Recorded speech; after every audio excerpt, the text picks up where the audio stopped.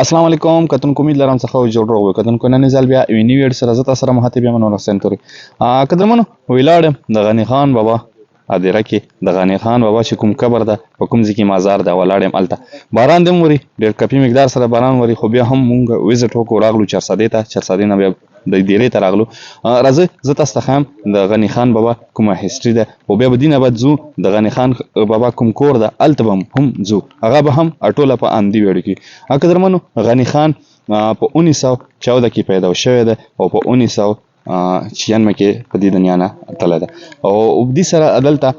خپله د کور ودانه هم ده په قبر کې او یو د دې هم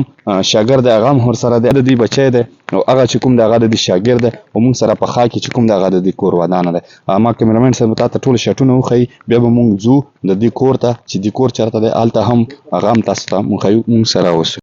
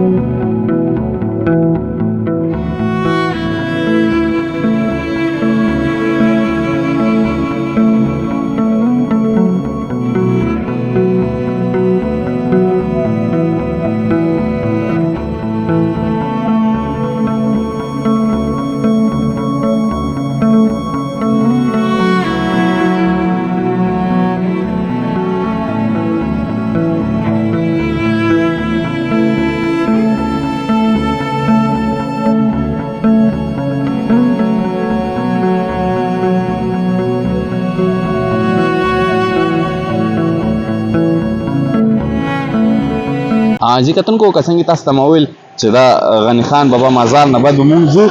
د غنی خان ډیرې له او په دې وخت کې زه ولاړ یم باران هم ډېر کپي لیول سره باران دې هم ورېږي خو بدقسمتي سره دلته تقریبا د دې خلکو وینا ده